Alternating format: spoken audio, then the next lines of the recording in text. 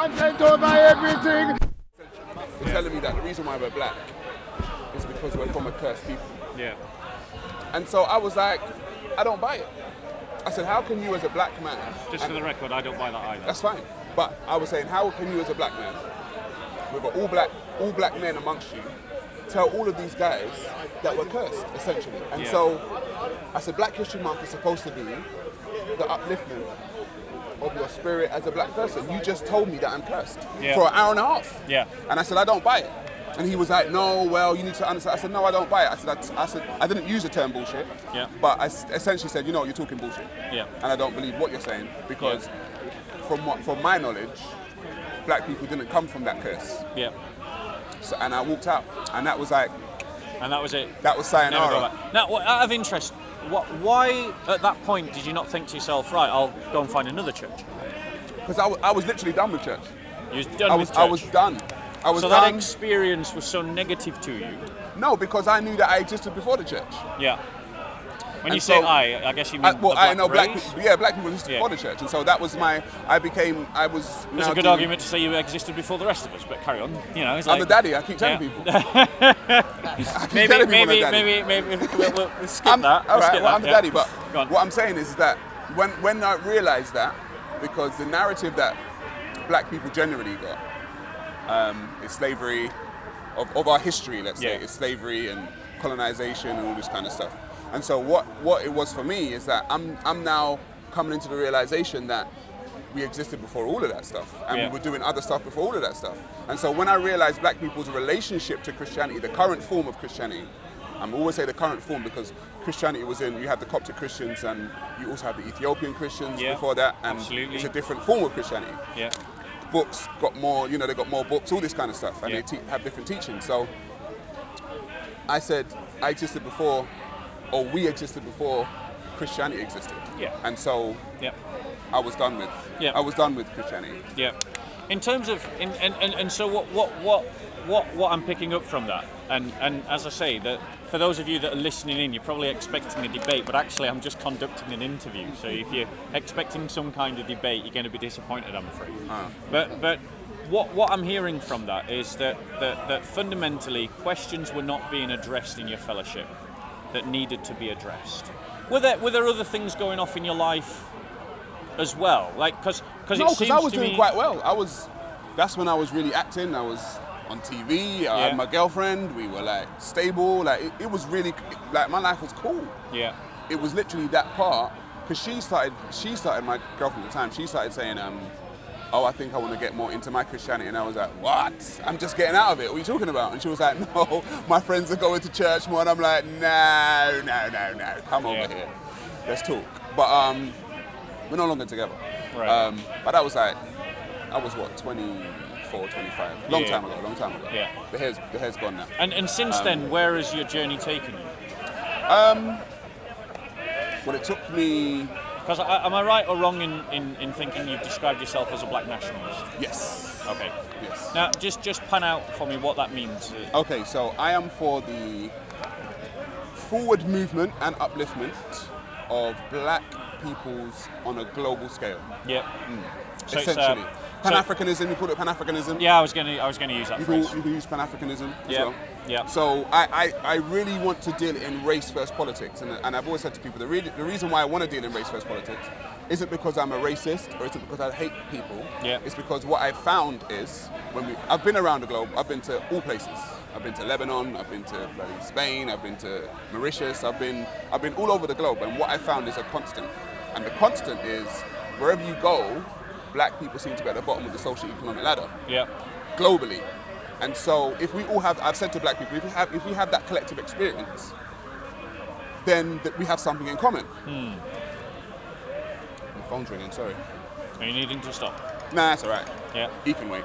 And so if we have that collective experience, then we need to band together as a collective, because I would say if Christians as a group, let's say, were at the bottom of the socio-economic globally, they would say, in some places, but you would probably say, hey, as Christians, we need to band together, get together, exactly what and listen. That's exactly what I said. Chinese people, whatever group it is, you would need to band together. Yep. And so when I find this constant, I say to black people, listen, Let's band together. Would it surprise you that I in no way oppose any of your aims? No, of course not. Now, and I don't oppose any of your aims because of my faith. Okay. Because I think that those people who are the most socially excluded, Yeah. the picture of justice that we receive in the Old Testament is that God says that you care for the weakest in society. Mm-hmm. So when God was talking about that in the Old Testament, he was talking about widows and orphans, because they were and the stranger amongst you is what he talked about. Right. And he was talking about how he was talking about how true fasting for him was that you set the prisoner free from their bonds, that you helped the widow, that you helped the orphan, that you cared for the stranger and the refugee and so on. And so the idea that there is a group of people who are at the very bottom of the social spectrum, to me it flows very well with my faith. Right. The things that hold them back should be taken off. Okay. I don't disagree with that. But Christianity is not one of those things. No, Christianity keeps us there. Hold on. Has Christianity kept Africans in Egypt and Ethiopia held back? Or did the church develop and sustain and nourish a culture in Ethiopia and Egypt? I deal with to answer that question, I deal with psychology. I like to deal with psychology. Yeah. And I have always said there's this whole thing going about now about the victor and the victim. The psychology of the victor and victim. Yep. The psychology of the victim waits for someone to save them. The psychology of the victor saves themselves. I agree. And so... And in Christ we're more than conquerors. Right, but you're still waiting on Christ to save you. And in Christ we're more than conquerors, because he that is in us is greater than he who is in the world. And as Christians... Right, but are you still waiting on Christ to save you from this? I am saved and I am being saved. Yeah, but what I'm trying to say is you're waiting on heaven. Like you're waiting on a... So I don't believe in heaven, you see. So I'm going to a psychology that says you can have your heaven. So like I made a video the other day about, sorry to go on a filibuster, but the psychology of paradise lost and paradise inherited. Yep.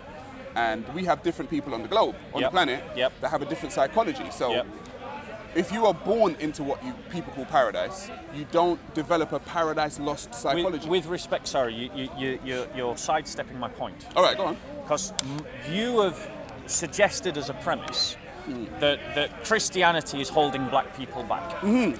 And I am giving to you as evidence to the contrary, using the Coptic and Ethiopian churches. Right. And the fact that if you look at church history, many Africans contributed to the development of the Christian faith, like St. Augustine. But did they do that because they were Christian or because they were African? They did that because they were, well, I don't think that, well, firstly, there wasn't a Pan-African identity to speak of. No, I know that, but I'm saying, what I'm trying to use, what I'm trying to say, Africans have been building societies before Christianity came along. Yes, every race has had civilization before any religion came along. So it's no surprise that a civilization or a people that build civilizations for a living can take any system and still build a civilization because it's in them.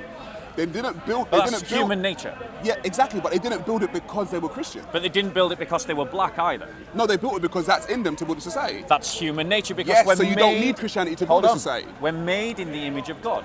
God, that's your belief now. Allow me to express my point. Allow me to express my point. We're made in the image of God, and as such, because we are made in the image of God, we reflect our Creator. And as our Creator creates, so we instinctively. And if you read the poetic story of Genesis, it is a story where God brings order to chaos. That is the story of Genesis. And instinctively, human nature... You're going to preach to me now, Bob. No, I didn't interrupt you, Sarah. I did not interrupt you. Don't interrupt me.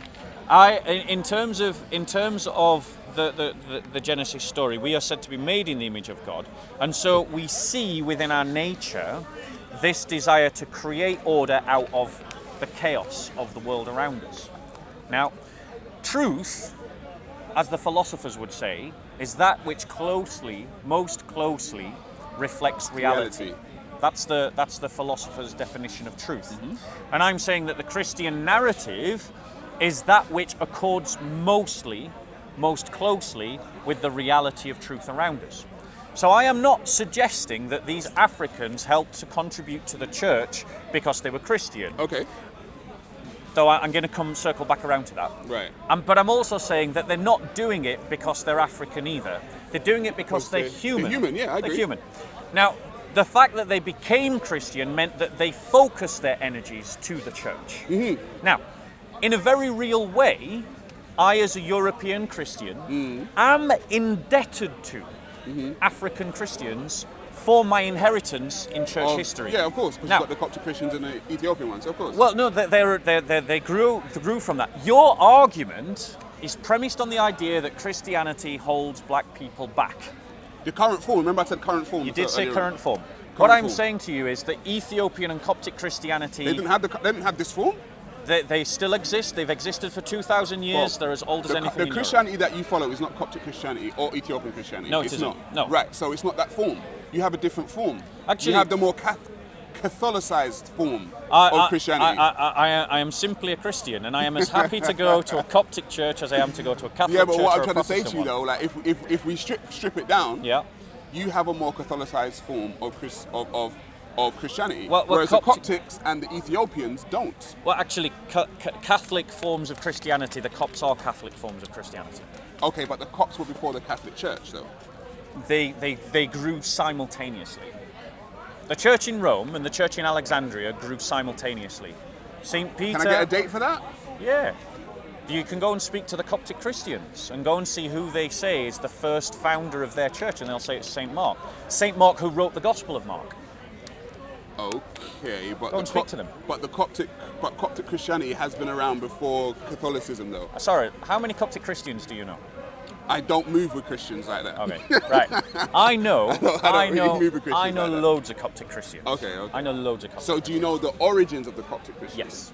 In the Nile Valley? It started in Alexandria. Yeah, the Nile Valley, Africa. Started in Alexandria, the city. Okay, so is it a coincidence that from a great civilization building people like the Egyptians, and they had their deities and their principles and their spirituality, is it a coincidence that right around the same area that another form of spirituality popped up, like Christianity? Right, well, let's just deal with that, because it seems to imply something that I have a problem with. Human civilization is something that has been congruous since the first man. The idea of creating order... Who was? Adam is the poetic description of it. All right, Bob. So we're going to disagree there, you know that, right? I don't mean that literally. I'm just talking about the first man, of which Adam is a symbol. But the human nature from its very beginning has always sought to create order and civilization. The Greeks also had a very well-developed civilization. So did the Romans. So did the Parthians. The Babylonians. The Assyrians. Did they all borrow from one another? They were all cross-fertilizing one another. Right. All cross-fertilizing. So Christianity was an amalgamation of those different spiritual systems? You're jumping too far ahead. Okay. So in terms of the Christian faith developing in Egypt, it developed at the same time in the Greek-speaking world, in Greece and in Rome.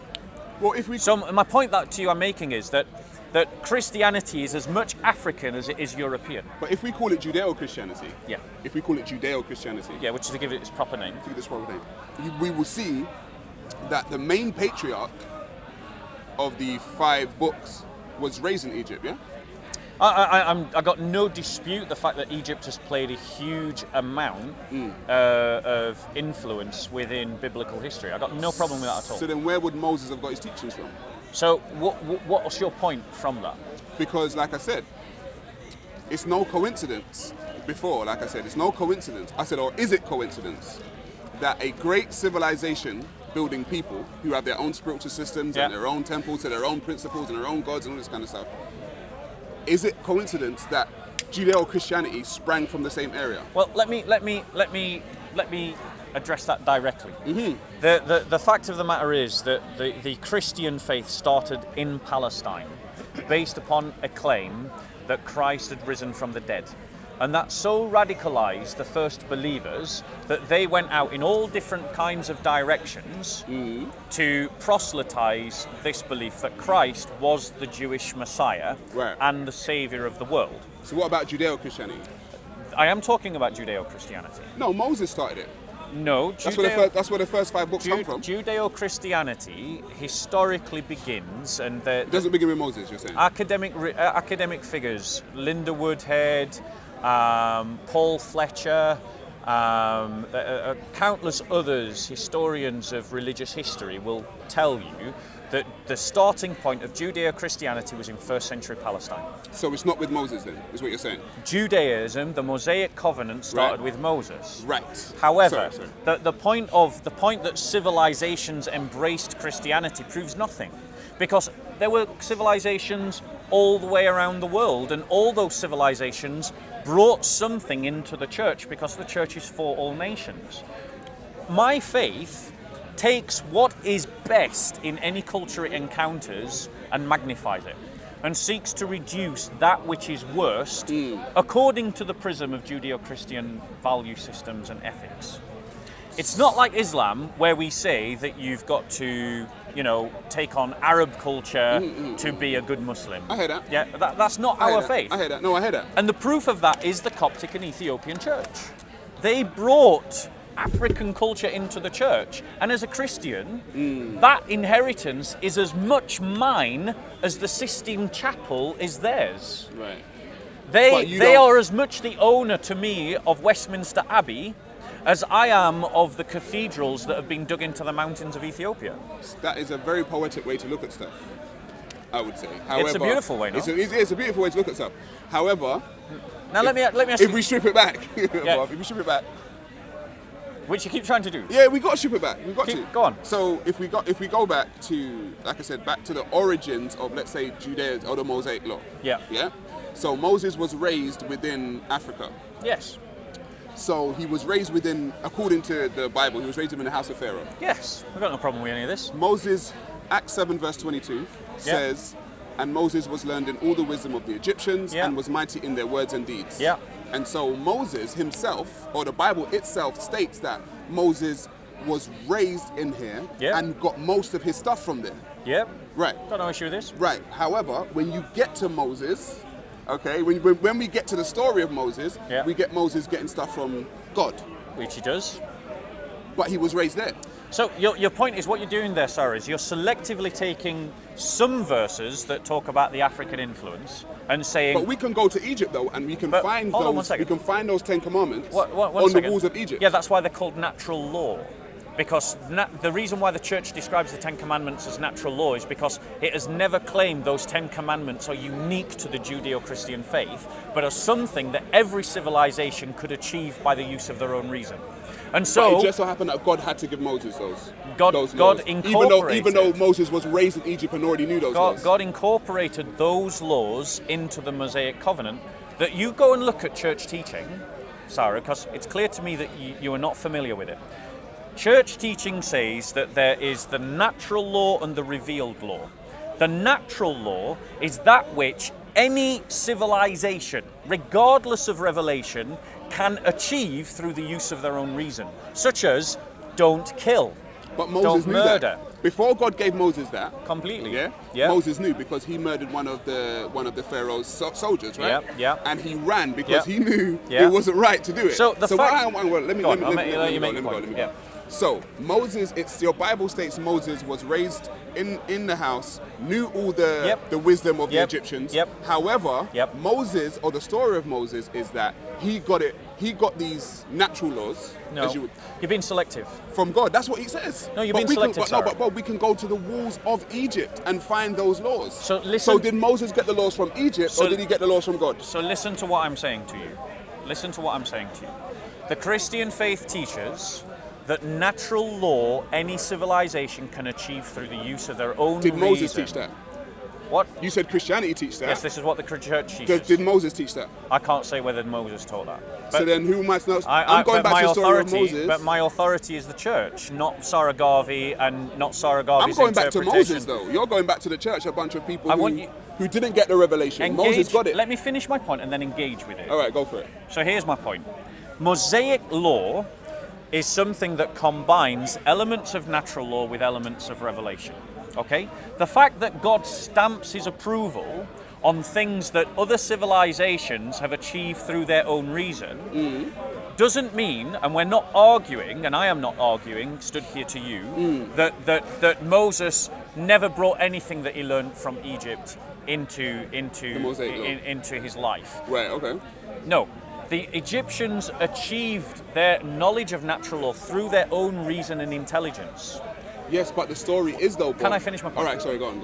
And then after, Can I finish my point? Yeah, finish your point. So, because and ladies and gentlemen, this is how debate should be at Speaker's Corner. Yeah. Unlike when the Dawa team come in and start heckling everybody and shouting at everybody, this just proves that people can have an intelligent, normal discourse. It all depends on the person you're speaking to. Well, I mean, the Dawa team don't leave me with much confidence. But anyway, so the point that I'm making to you, and please listen and then engage. Go for it. Natural law is something that is structured within human nature and something that we can see with the use of our reason. It does not take revelation for you to know that murder is wrong, that stealing is wrong, that committing adultery is wrong. You don't need revelation for those things. Okay?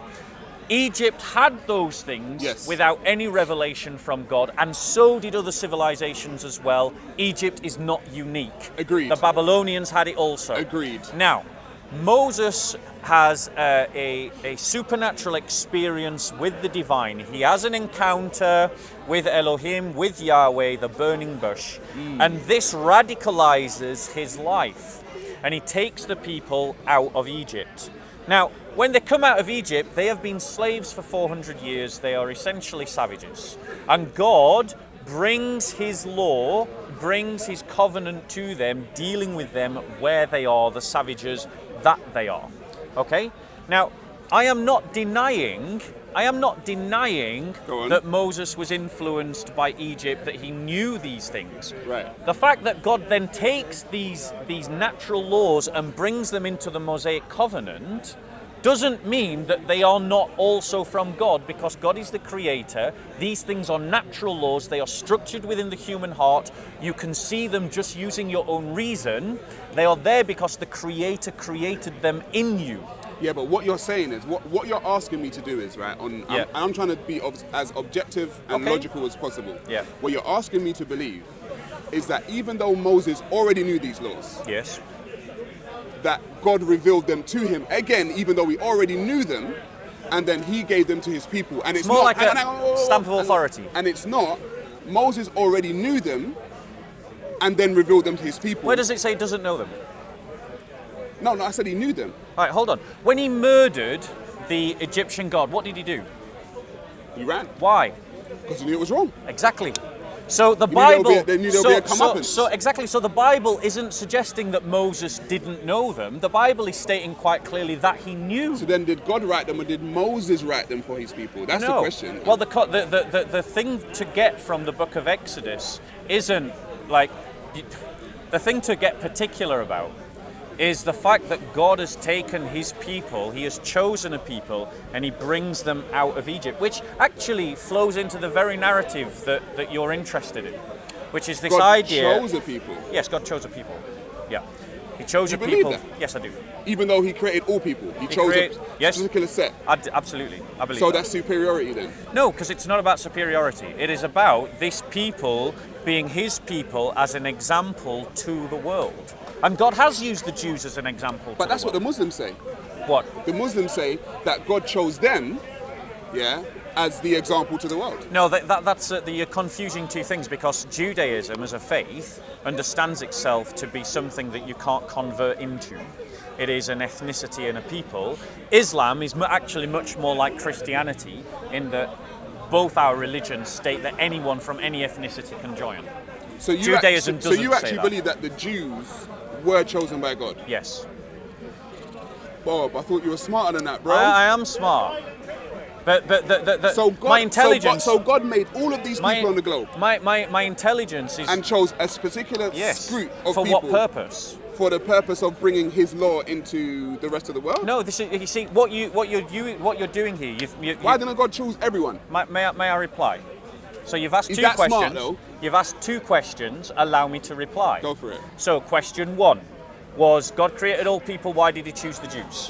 Well, he chose the Jews because he wished to establish a historical example and an historical context into which he will then enter history, and through which he will work in history. And he will do that because he wants to demonstrate that there is one God, the true God, Yahweh, and that through the people of Israel, the Everyone's got the nations true will be God, blessed. Bob. This is what I'm trying I to say. didn't interrupt you, Sarah. Sorry, Don't interrupt me. sorry. You're better than that. I am. You're better than that. And remember, you're an example right now to everyone who's watching. And so are the Jews. Absolutely. So they are. They are. And here's why it's an example, ladies and gentlemen. Is because no people in history have been more persecuted than the Jewish people, and yet they stand astride in the nations. Whoa. Let me finish. Whoa. Let me finish. Bob. Sarah, let me finish. Whoa. You asked two questions. Bob, You asked two questions. I'm an African man. You asked two questions. I'm an African man. You asked two questions. Sorry. I'm not going to let that slide, though. I can't let that slide. You can come back to it. I can't let that slide. You can come back to it. Jews have had You persecution. can come back but to to it. say they are the most persecuted people. In history. Have you read African history? There is no African people to speak of. There are tribes in Africa, and each Like of those I said, tribes collectively, see themselves as being distinct The from black one another. peoples of the globe have a collective Holocaust, if you want to call it, that I'm not trying to even like... We're not it's talking about even the a Islamic competition, slave trade. But I'm just saying, why not? We're not talking about Why the not? Islamic slave trade. Why not? Because we're talking. You want to talk to me about biblical history. That's Yeah, but where you started. But you said historically, You're the jumping Jews around are topics. the most persecuted people. Yeah, you No, didn't. Africans You are only the heard the most- first part. What did I say after that? Sorry, go on. Exactly. Go on. You were so busy interrupting me, Sarah. All right, go you on. didn't listen to the All answer. right, go on. So listen to the If answer. I went too quick, go for it. Right. But so I'm still going to the disagree after Jewish it, though. people look at them today as a people. Again and again and again, they have come back from absolutely desperate situations that have wiped out other nations completely. Yeah, the Romans tried to wipe them out. The Nazis tried to wipe them out.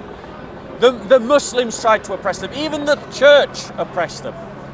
And yet the Jewish people today, for their genius and for the blessing that God has given them, we are all blessed. Their genius is why you have your mobile phone. Their genius is why you're able to use sat-nav. Their genius is behind so much of the modern world that we enjoy, as according to prophecy that God would bless the nations through the seed of Abraham, through his sons Isaac and Jacob and their descendants. And this living prophecy, we are all the beneficiaries of. Can I stick a pin there? Yeah. Do you remember before when I spoke about the curse of Ham? Yeah. And you said you don't believe it? I don't believe in the curse. Okay. I don't believe that black people generally are cursed because of this text in Ham. In Ham. I don't Okay. believe that. Okay, so you said that, but you said the Jewish people. Are you talking about the European Jew that we see today? I'm talking about anyone who's a descendant of Abraham But through the line of Isaac and Jacob. okay, so are you talking about the ones in Israel? I'm talking about Israeli Jews, European Jews, Sephardic African Jews. But if you talk about African Jews now, Yeah. if you talk about African Jews, Yeah. we can see how African Jews are treated Right. differently to the European Jew, yeah? Yeah. Okay, so, and this is where I come in. Go right? on. This is where I come in because I say collectively as African people, it doesn't matter. So imagine the African people, as you say, the African Jews are of the lineage of Abraham. Are they treated that way? Oh, say again. The African people that you say, or the African Jews that are of the lineage of Abraham, are they treated that way? By who? By their own Jewish ummah, by their own Jewish community? I don't know. I can't say I've ever looked into it. I can't honestly say. Okay, so... like You're I said- asking me a question of which okay, I've never researched, so I don't know. We have Operation Moses. Have you heard of Operation Moses? sorry, hang on, I've got to go into to this be now. skipping around. No, because you said. I want to bring us back to this point. Because you said according to prophecy. Yes. Right. The reason why the Jews are favoured by God. The reason, right? And they're the reasons why we got the mobile phone and this and all well, this kind what of was stuff. the greatest blessing that the Jews ever brought to No, us? but hang on. When we go to the African Hebrew, the African Jew, they're not treated the same way as a European Jew are treated. They're not. By who? By their own European Jewish brethren. Take that with the Jews. You're asking me to defend what the Jews are doing to other Jews. I have no part in that. That's not my issue. But then wouldn't that go against prophecy? No, because the point. You're saying there's only a particular group of European Jew that are favoured. I have now. never said European. No, you don't have to say it. I haven't said. But that's what we can see. No, that's what you're saying. No, but that's what we can see, though. No, that's what you're saying. I have not said that. Bro, did anyone hear the words the European Jew slip out of my mouth in that way? No. Bro. Yeah, but here's the problem, Sarah, is that that's why I'd speak about black politics, because it doesn't matter where black people stay. They're treated the same. They're treated the same globally, because black nationalism is so important to you, you have misheard what I've said. Because I have never ever sought to defend any kind of discrimination or even suggested in any way that the European Jew is better than the African Jew. You don't have Those to. words did not trip out of my mouth. No, I never said they did, and I'm not saying you did. You said that you tried to imply what I'm saying to you, that was what I was talking about, and I was talking about something entirely different. Okay, but what I'm saying to you is, when we look at the Jewish community, okay, the favoured ones by God, as you put it. Yeah. And there are many people within this favoured community. You've got Asian Jews, you've got African Jews, you've got European Jews. Yeah. From what you say, the seed of Abraham. Yeah. Within that community, the African ones seem to be at the bottom of the socio-economic ladder. So they're not treated the same as, because when people say by who? But hang on, wait there, bro. In Africa. Wait. So by other Africans. Wait. When you say Jew, a picture automatically paints in your mind of what a Jew is, whether you believe it or not. You don't think of an African when you say the word Jew. That picture may not be the same thing that you've got and I've got. You don't think of an African when you say the term Jew. I'm sorry. No one does. I'm sorry, that's not true. If I say the Jews, are we thinking about African people or Asian people? What does that prove? Or You're talking European to me. people. If they have a different perspective, what does that prove? You're talking to me, we don't Sarah. think like that though, because we're psychologically programmed. Man, you don't think the same on a lot of things. So would it surprise you that we think differently about when we talk about Jews? So let me an objective conversation. I am trying to have an objective conversation with you, because the thing that is your concern is black nationalism, and the original premise that sent us on this very. Well, we were actually talking about why I stopped becoming a Christian. Absolutely. Yeah, We're going to split this conversation into two, I hope. Two parts. So my point to you is that the Coptic and Orthodox churches in Africa that are as old as anything in Europe demonstrate that Christianity is not a hindrance to black development. Remember, I spoke about the current form. When I am speaking of Christianity, you're speaking about in its entirety. I am speaking about the global church. I'm not. Right. I don't. Right. So what you're doing now I'm is talking about the white Jesus and the curse of Ham and all that. Yeah, it's a hindrance to black people. Let's just deal with that the white Jesus. Yeah, let's deal with that. The very first picture of Christ that I ever saw when I became a Christian was not of a white Jesus. What was it of? It was of a black Jesus. Fantastic. Where's that one? Yeah. Just Google it. You can find it. No, where is it in general day-to-day life? If you go to any Orthodox church in the Middle East, you will see Jesus not painted as a white man. He is painted as an olive-toned man, which, according to Kemet philosophy, means he's part of the tribe of Ham. Now, whose philosophy? Callum. Speak to Callum.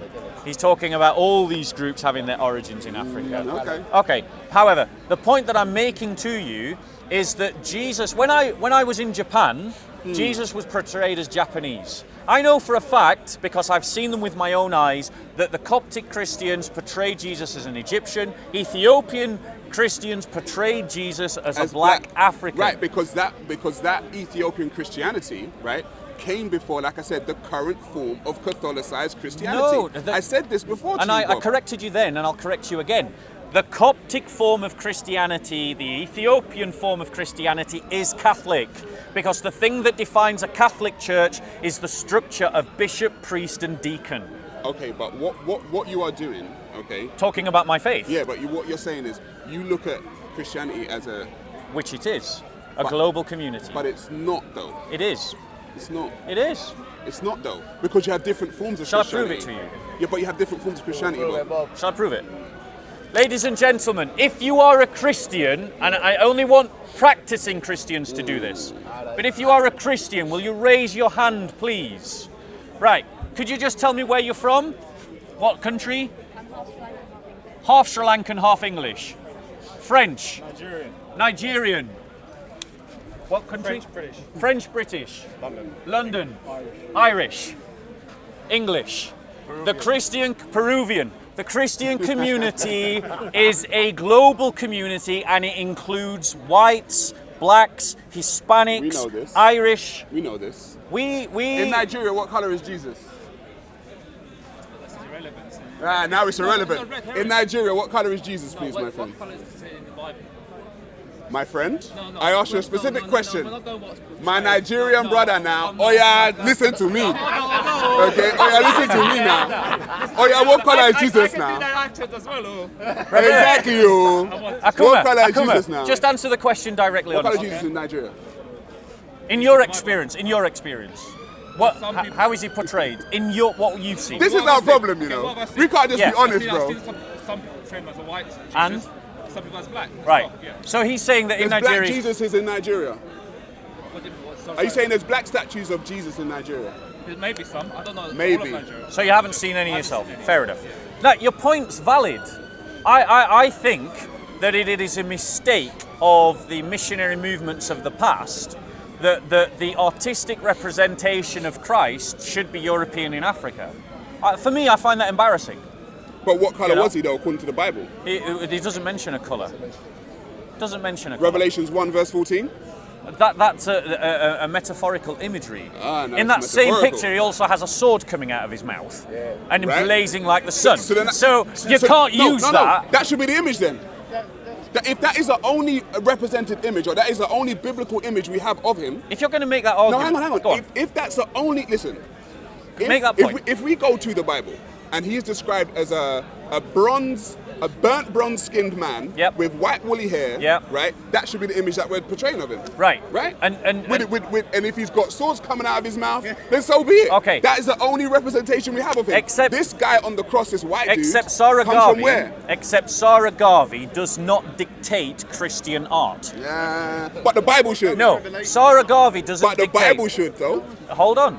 Sarah Garvey does not dictate Christian art. But the Bible should. Christian art has been debated heavily within the church, and we have come to a settled conclusion on this matter. What is and it? that settled conclusion is that Christ can be represented according to the people that Christ is saving. So if Christ is saving the white European, it is acceptable to represent him as a white European. If he is saving the black African, then he can be represented as a black African. If he is exactly, because Christ is relevant to all people. But you don't understand. An art is simply communication. But you don't understand the Of those psychological values. effects. Because you're. I disagree with white because you're white, Jesuses in yeah, I hear you, Africa. but We are because- on the same page. But because you're a white European, you don't understand the psychological effects of an African constantly seeing a white European as God or as a son of God. You don't understand those psychological effects. Now, when I asked this brother whether Jesus was white or not, did No, you see, in Nigeria. You said in Nigeria. Yeah, in Nigeria. And you Did were talking about hang on, art. Listen, did you see how much he stuttered? It doesn't matter. You see? That's what we have to deal with, bro. We have to deal with that. No, Because psychologically, he's No, still trying to get so it. I'll tell you what was It really doesn't happening matter. there. It matters, bro. What was really happening there is if it he's a doesn't matter- Christian, he wants to support me and he doesn't want to help your argument. That's why he was stuttering. That's what was really happening. That was what was really happening. The fact of the matter is, Sarah, let's go. is you've chucked the baby out with the bathwater. I agree with you that the church should have been addressing your concerns and your questions. And the church needs to address the question of black identity. It really does. And it must do so by demonstrating the truth, the historical truth, that Christianity has been as much African as it has ever been European. And using the Coptic and the Orthodox Church to demonstrate that truth.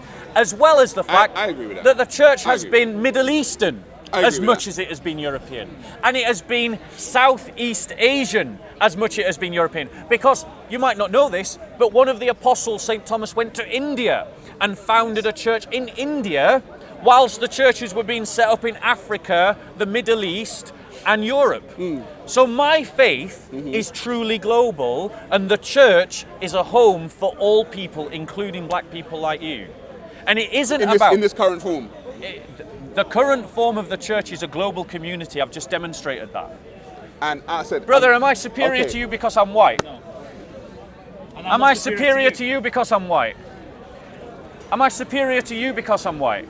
So we've got three people from three different parts of the world, and none of them think I'm superior because I'm white. I've never asserted that you were superior. You're talking about a white Jesus. Yes, but I'm not asserting that you're superior. I'm not claiming to be. Right, and I never said you were. But what I'm saying is the psychological effects of having the white Jesus. Okay, black people in Africa have had a white Jesus image. Ethiopians.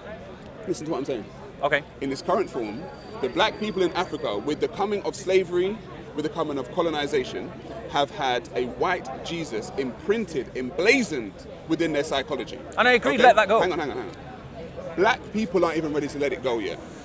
Now hang on. They're not ready to let it go. Yeah. Because they have had that for so long that they actually believe Jesus Christ is a white man. I am yet to meet. I mean, don't get me wrong. I know there are some American Christians that actually think Jesus is white. I've seen them, and it was hugely embarrassing. Yeah. However, I have. What is a white man on the Hold on Sistine one Chapel? second. Hold on a second, because what I think you've done there, Sarah, is very patronising to African Christians, because what you're assuming is that they cannot be educated or erudite enough to realise that Jesus wasn't white. And I am pretty sure, I am pretty certain that actually the whole 35 million Ethiopian Christians are quite convinced that Jesus wasn't white. But when you know better, you do The better. 15 million Coptic Christians know that Jesus wasn't white, and that actually the vast majority of Christians from the rest of Africa know that Jesus wasn't white. Should I show you Should I show you? Hold on one second. Should I show you? Sarah. The huge statue of Jesus being built in Nigeria. I'll believe that it's white. Okay. Oh, I believe he's whiter than snow, bro. I believe you, right? Okay. Right. But the point is, Africans searching for an African identity don't need to reject Christianity, because Christianity is rooted in Africa. It's the truth as well, isn't it? It's rooted in Africa, brother. Okay. Yeah. As a Christian, all of those beautiful cathedrals that were carved out of the mountains in Ethiopia, yeah, that's my inheritance. The Church of Lalibela. Yeah, my inheritance. It's my inheritance. Absolutely. Yeah, but I can. African. Hey, but I can engage with it more fully because I'm Christian. Now, you and here's the thing. I wouldn't go there and like exactly, pray and stuff. but I would, and so would the I wouldn't go there Ethiopian and pray. Christians. So what I'm saying to you is, I have more in common with those African Christians than you do. 100%. Thank you. In your faith, but not in your genetics. Yes. I Right, agree. Right, so Yeah. but like I say, we're coming from But genetics don't decide your education. Yeah, but genetics don't. Yeah, but you genetic. That's fine. And But genetics don't decide your But culture. genetics don't decide. Like I said, genetics don't decide your faith. Faith can change. They do. Right. Those people that are Christian today could be Muslim tomorrow, and then they could change from Muslim to a Buddhist or a whatever. Brother. Right? So that's what I'm saying. But we're coming to this conclusion based on two totally different foundations. You understand that? I agree with you completely. Right. But what you're doing is you're saying that we've got all these socio-economic problems that black people face. Yes. Right? And then white Jesus is a hindrance. And what I'm saying to you is, White I Jesus is a agree that African Christians should get rid of white images of Jesus, because it just seems the white silly. man said that. I Listen am to the white saying man, that. guys. I am saying that. Christians who are from Africa, stop having white Jesuses in your churches. And white Adam and Eve as well. And white Adam and Eve. Yeah. Yes, Yeah, totally. yeah. I'm not against that. But hold on one second. The socio-economic problems that are faced by black people, has got nothing to do with their genetics and everything to do with socio-economic and political issues. Okay? No, Christianity. Hold on one second. Genetics. Hold on one second. The Christian faith has been the thing that has sustained black African communities against apartheid. Don't say that, Bob. It's true. That's patronising. No. Because it's as if you're saying Martin Luther King would disagree with you. But it's as if you're saying without Christianity they wouldn't have been able to do the same stuff. No, I'm not saying that. All right, so what are you saying? I'm just saying a historical reality, which is the truth. That regardless of how they came about it, the Christian faith has been the nourishing of the black African community in America through apartheid. And that's a truth. It's a reality. It has nourished them through... Are you denying it? No. It has nourished them through... Jim Crow. It nourished them through all this kind of The Ku Klux Klan. The Ku Klux Klan. It helped to organise them in the fight against apartheid. 100%. The churches were fundamental to that. But it's not the reason they did it. You know, when you look at those. Do you understand, Bob? Hold on. It's not the reason that they did it. Christianity is not the reason. That's not true. That is not true. Christianity is the reason. Yes. So you're saying to me, people that have been oppressed, right, regardless of what religion that they have in their hand, regardless of what book, will not rise up and go against the oppressor. Is that what you're saying? It depends on the book they've got in their hand. It depends on the religious Hold book. on 1 second. No. I'm not saying that people won't rise up against oppression. What I am saying is the thing that inspired those particular people in history to rise up against their oppression was the Bible. And that's a fact. When Martin Luther King was appealing to existential reasons as to why apartheid was wrong, he quoted the Bible. Yes, because we have... Okay, so you have to... Okay, so it's a truth then. Hang on. Marcus Garvey did the same thing. Yeah. Okay, Marcus Garvey was a Christian. Yeah. Right? And I love Marcus Garvey. However, Marcus Garvey wasn't stupid. He knew he had to use the tools at his disposal to galvanize the people against the oppression. Yeah. So if I'm in a place where all I've got is the Quran, right, and I need to galvanize the people, I need to use the things at my disposal. Yep. Now we all know that we're oppressed, but we need to. I can grab the Quran and say, listen, in this verse, someone and we're going to use that to inspire us and galvanize us. Yep. So what I'm trying to say my answer to my response to that, to prove you wrong that the book does make a difference, is where was the emancipation movements in the Islamic world? There are none. There are none. And there still are none. There are none. And Africans are still being taken as slaves by Muslims in Africa. Agreed. Yeah? Agreed. So, but look at the Christian world, which had a horrendous slave trade. I'm not here to justify it or defend it in any way. But were there emancipation movements? Hang on. Were there emancipation movements in the West? Psychology, though. Answer the question. No, I'll get to it. Did white people partake in emancipation movements in the West? Of course they did. And what inspired them? The Bible. Thank you. But so it does make a difference which book you're reading. No, but listen to what I'm trying to say, Bob. In the Islamic world, if we're going back to the Islamic world, right, where there's been no real uprising. Yep. Black people have been in that position for 1,400 years. Yes. Right? They actually revel. What is taught? Not because we know that the Islam is not just the Quran. Yeah. Right? It's all the hadiths and it's all the other teachings and it's a socio-economic standing. It is taught to black people that they are less than. Yep. It's taught to them.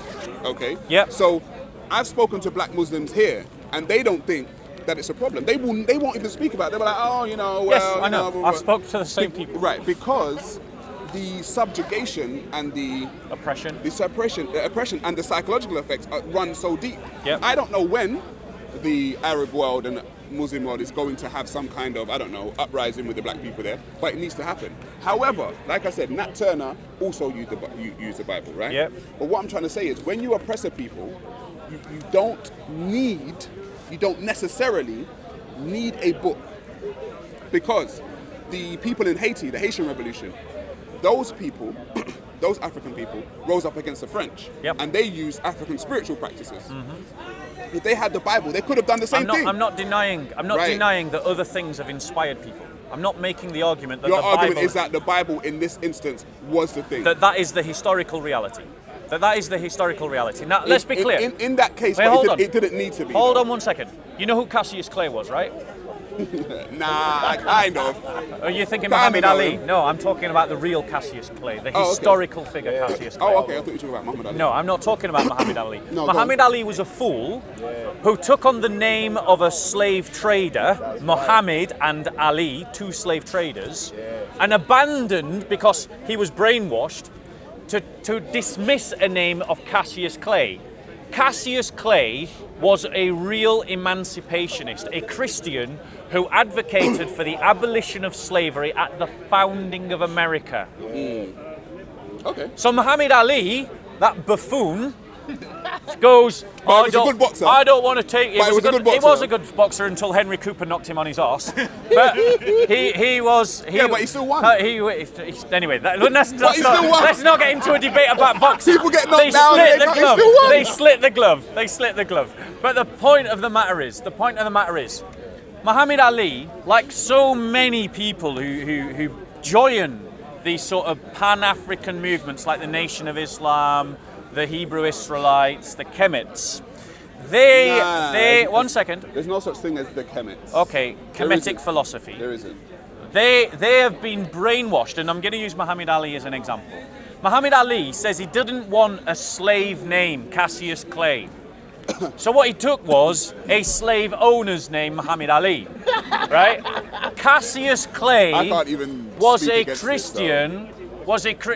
Some research for you. Yeah, I can't. So was a Christian who opposed the slave trade and was inspired to do so by the Bible. Was he a European? He was. Okay.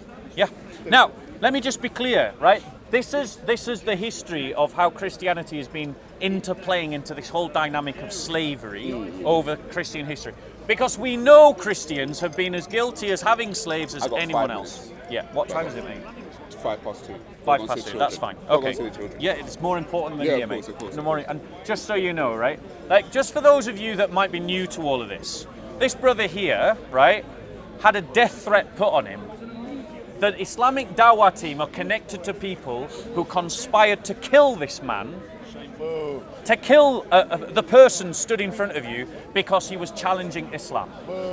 Now, he can challenge me as much as he wants. I don't think you're going to conspire to kill him. I will never conspire to kill him.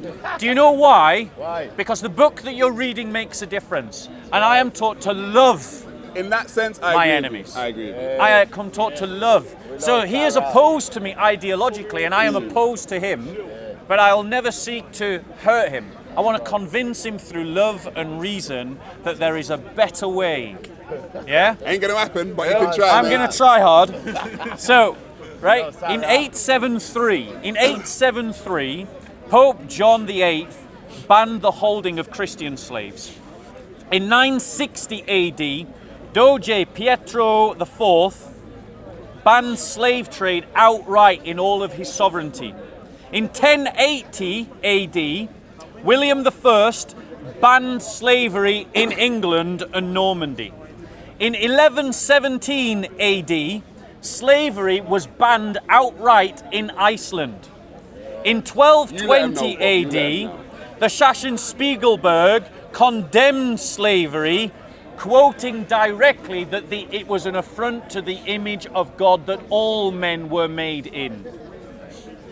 In 1256, Bologna banned slavery outright. In 1315, King Louis X of France banned slavery completely and declared that any slave entering his kingdom was automatically free. By contrast, Islam. Qatar banned slavery in 1952.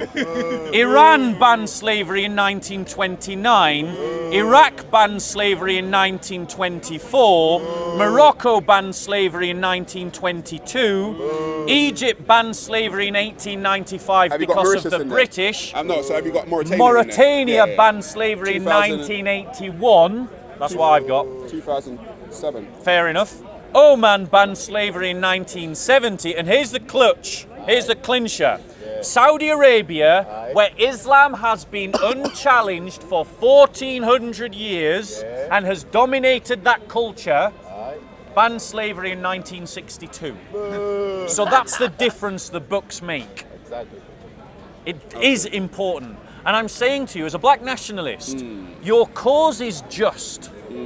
It is important that people help to improve the situation of black people in society who are recovering from a historical injustice. Yeah. But you don't need to throw the baby out with the bathwater. I will say this. I do not disagree, right, that the Christian nations have banned slavery before the Muslim nations have banned it, right? However, like I said, the cycle, I'm dealing with what I have now, okay? So I'm saying the current form of Christianity, in its current form. Which the Ethiopian Orthodox Church is. No, it's not. Yeah, it is. You know what I'm talking about when I say that, Bob. Yeah, but I'm talking about white Jesus. I am correcting you that No, Jesus no. is not portrayed as all right, white. But you have to find me black people generally. 35 million in Ethiopia. Yeah, but when Ethiopia 20 million in generally that don't have that. First of all, have the Ethiopian Christian teachings, because that's what 81 books, I believe. It's 81 books, right? There's a difference in canon. They've got the 81 books in the Ethiopian Bible, and Do you know what they are? I can't name them. I'm not a Christian. I know what they are. Yeah, good for you. That's what you're supposed to. It's your history. Thank you. My history. What was I going to say? Yeah, the current form of Christianity that black people have, I would say, is a hindrance. And the reason why I say that is because you are waiting on someone that ain't going to turn up. That's not true. Ain't going to turn up. That's not true, because you're assuming that... And not only ain't going to turn up, I would say that Jesus must be a black guy. Because he's got black man's timing. Right? Because we're still waiting on that motherfucker and he ain't arrived yet. Brother. So let's not be disrespectful. I would ask you. I've got to roll out though, Bob. Do you know what I'm saying? All right. So I'll leave you with this point. Yeah, go on. And this is my final point, and we'll just stop. It's been interesting. Yeah, it's been a pleasure talking to you. It's the first it really time, has, and it's the first time. And it just goes to show that people can oppose one another without having to descend in the kind of things that the Islamic Dawah team have brought to Speaker's Corner. Yeah. But my point to you is this, right? I get the fact that the church wasn't dealing with your questions. And unfortunately, and I'm going to say this to the camera, there are lots of churches that are not dealing with the questions that are coming from their congregations. And particularly in the black church at the moment, a question that has to be dealt with is the question of black identity and the question of the slave past, right? And the churches have got to grapple with those things. But the church is black as much as it is white, and it has always been black as much as it is white. And Africans are as much a part of the church history as Europeans are. Christianity is not a white man's religion. It is a religion for the world and for all nations, including your own. Fantastic. And I'll say this in closing. Black people existed before Christianity, before Judaism, before Islam. And so we existed within nations, that flourished. So we don't necessarily need either Judaism, Christianity, or Islam. And though you are a Christian, and that's fine, and though there are many black Christians, what I'm trying to tell black people is that we don't need this, to actually go into the future. Okay. It's a pleasure talking with you. You look after yourself. Enjoy the rest of your Sunday. Peace, family, peace. Take care, guys. It's alright, I'll pick for my Instagram account. I need to talk to Ryan, man. Davenport! This guy was with me in Family Affairs. Yeah, he told us. I'll be chat. Oh, shit. No, look at that one. Sorry, Bob, let me get around. Yeah. There you go. I don't want to break this. Are we going to do... Let's have a third pick for my Instagram account. A little picture. Oh, okay. Is that right?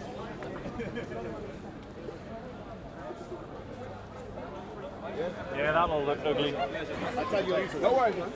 How you doing, bro? Content over everything from your melody.